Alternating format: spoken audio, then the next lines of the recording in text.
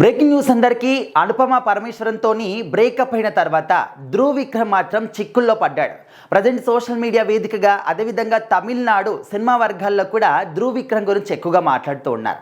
అయితే ధ్రువ్ విక్రమ్ పైన ఒక కేసు కూడా నమోదైంది. అది కూడా ఫిలిం ఛాంబర్లో నమోదైంది. ఏంటంటే తను ముందుగా ఒప్పుకున్నటువంటి సినిమాకి డేట్స్ ఇవ్వకుండా, సినిమాని చెయ్యకుండా ₹1,00,00,000 కూడా అడ్వాన్స్గా తీసుకొని ఇప్పుడు ఈ సినిమా కాకుండా వేరే సినిమాని కూడా ఒప్పుకోవడం జరిగింది. ఆ సినిమా ముందుగా చేస్తాను అని చెప్పేసి మాకు చెప్తున్నాడు అని చెప్పేసి ఆయన పైన కేసు నమోదు చేశారనమాట ఆ సినిమాకి సంబంధించిన వాళ్ళు. అయితే ఇక్కడ అసలు విషయం ఎక్కడ స్టార్ట్ అయిందంటే, ఇప్పుడు అనుపమ పరమేశ్వరన్ రీసెంట్గానే మనందరికీ తెలుసు కొన్ని ఫొటోస్ని సోషల్ మీడియాలో పోస్ట్ చేసింది. ఆ ఫొటోస్కి ఇక మీదట నేను ఫ్రీ బర్డ్ని అండ్ ఇక మీదట నేను ఎవరి అనుమతి కూడా తీసుకోవాల్సిన అవసరం లేదు, ఎక్కడికైనా కూడా నేను ఇంతకుముందు ఏ విధంగా ఉన్నానో ఆ విధంగానే వెళ్తాను అని చెప్పేసి రకరకాలుగా కొన్ని విషయాలు అయితే రాసుకొచ్చారనమాట. సో అందరూ కూడా ఏమన్నారు, ఇన్ని రోజుల పాటు ధ్రువ్ విక్రమ్ అదేవిధంగా అనుపమ ఇద్దరు కూడా ప్రేమించుకుంటున్నారు, పెళ్లి కూడా చేసుకోబోతున్నారు, ఇద్దరు కూడా కలిసి నైట్ రైడ్స్కి వెళ్ళే ఈ విధంగా రకరకాలుగా అనుకున్నారు. సో సడన్గా ఆ విధంగా రాసేసరికి ఇద్దరికి బ్రేకప్ అయిపోయిందేమో అని చెప్పేసి అందరూ కూడా ఫిక్స్ అయిపోయారన్నమాట.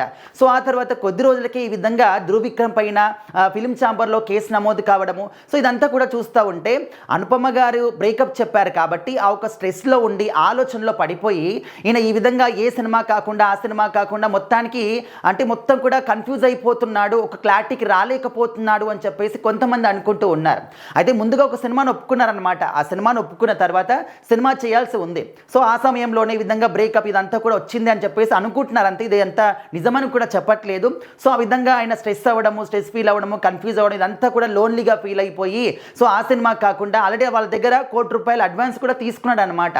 సో ఇంకా ఆ సినిమాని పక్కన పడేసి ఇంకా వేరే సినిమాకి సైన్ చేయడము, సో ఆ సినిమాని చేస్తాను అని చెప్పేసి చెప్పడము. ఆఖరికి ఈ సినిమా వాళ్ళు వెళ్ళి కూడా అడిగారట, ఈ విధంగా మీరు మాకు డేట్స్ ఇచ్చిన తర్వాత మేము అన్ని కూడా సెట్ చేసుకున్నాం, సాంగ్స్ కావచ్చు, సెటప్ కావచ్చు, అందరినీ కూడా వాళ్ళు సెట్ చేసుకున్నారట. సో ఇంత సమయంలో మీరు ఈ విధంగా వేరే సినిమాకి వెళ్ళిపోతే మా పైన అప్పుల భారం పడిపోతుంది, ఇంట్రెస్ట్ ఎక్కువగా పడిపోతుంది, ఏంటి ఈ విధంగా చేయడం కరెక్ట్ కాదు అని చెప్పేసి చెప్పినప్పుడు నేను ఖచ్చితంగా ఆ సినిమా చేసిన తర్వాతనే మీ సినిమా చేస్తాను అని చెప్పేసి ధ్రువ్ విక్రమ్ తెగేసి చెప్తున్నాడట.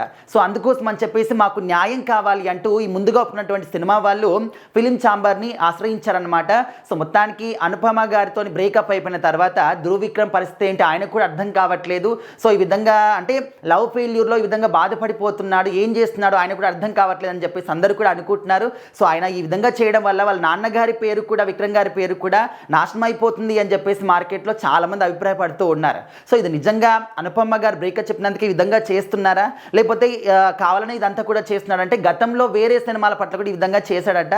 బట్ మనకైతే క్లారిటీగా తెలియదు. ప్రజెంట్ అయితే అనుపమ గారి బ్రేకప్ వల్ల చిక్కుల్లో పడ్డ ధ్రువ్ విక్రమ్ అని చెప్పేసి సోషల్ మీడియాలో భారీ ఎత్తున ప్రచారం జరుగుతుంది.